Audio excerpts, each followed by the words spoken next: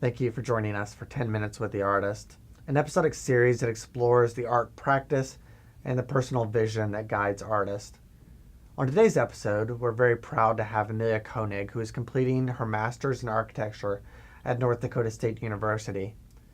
We invited her here today to speak about her research and the creation of artifacts in preparation of her defense. Amelia's performance piece examines the space conversations inhabit. Her work is a layering of voices that mask individual identity and message. Her performance speaks to an era where people can't recognize complex arguments unless they are distilled into simple, quotable, or even agreeable messages. I'm Anthony Ferris, and this is 10 Minutes with the Artist.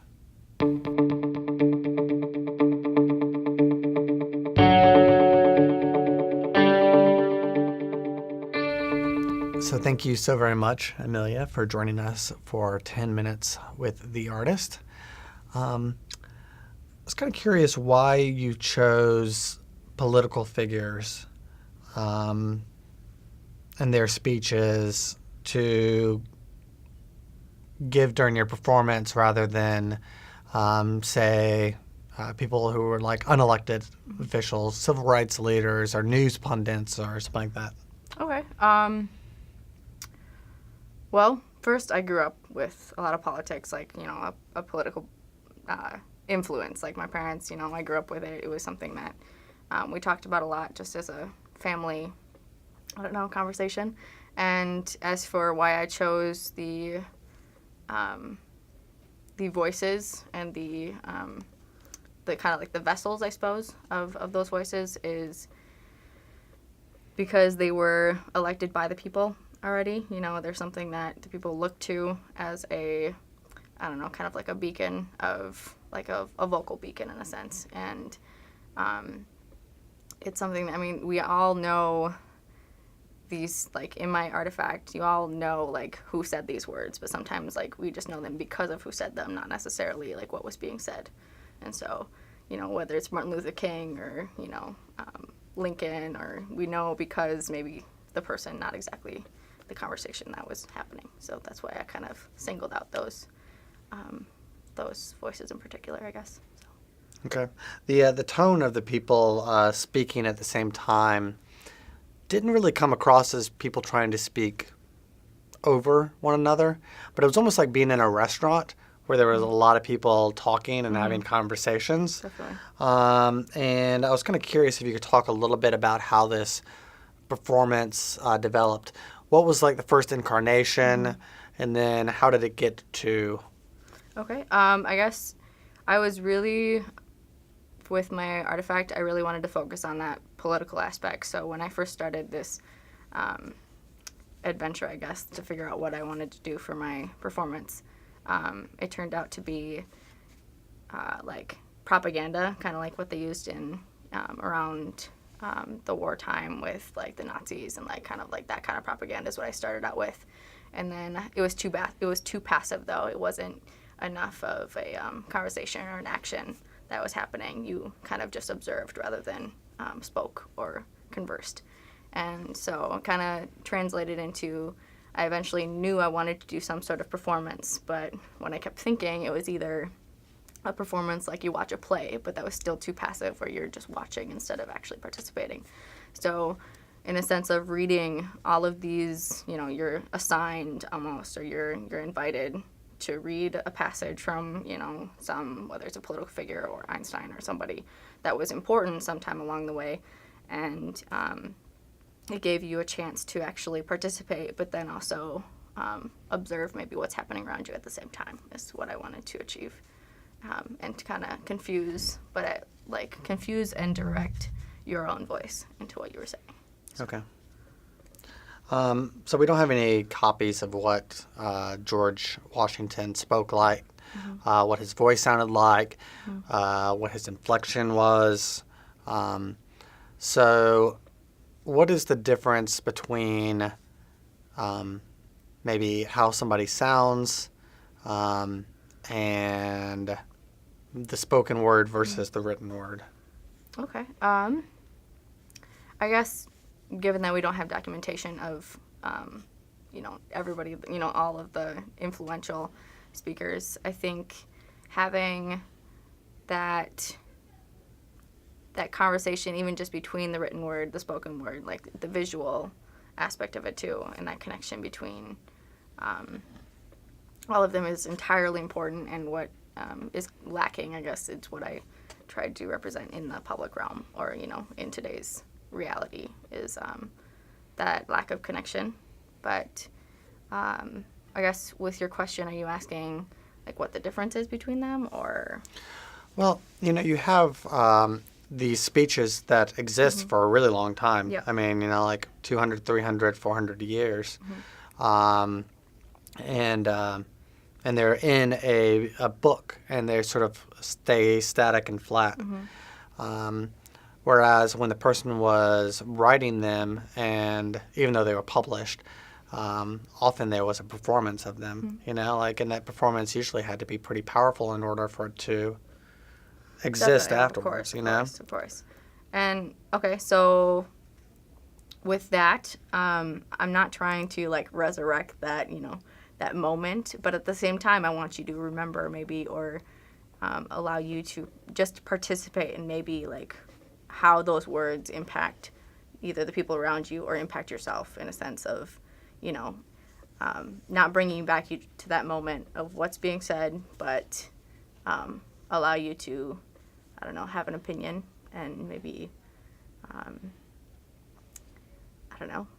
try to at least participate in this conversation, I think, at the end of the day. I don't know. Yeah. Well, I mean, it makes very interesting sense that these aren't just correspondences between people on a regular day. Like even during the most unremarkable year, the person who was speaking still felt that whatever they were saying was very important. Yep. They felt like they were at a critical time. Yep. Okay. But there's this really beautiful moment where everybody is speaking, and you created a performance where certain people's speeches ended, and then it began to narrow and distill. Can you talk a little bit about how that? Yep. One of my objectives in this whole artifact performance was allowing you to maybe observe or even just hear the singular and the whole. So you're becoming, your own voice, but at the same time, you're like part of something so much greater.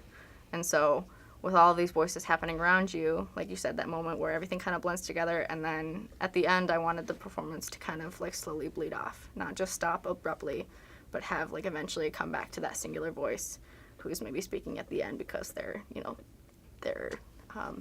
assigned writing was longer than someone else's or something. But it just ended up happening that way, and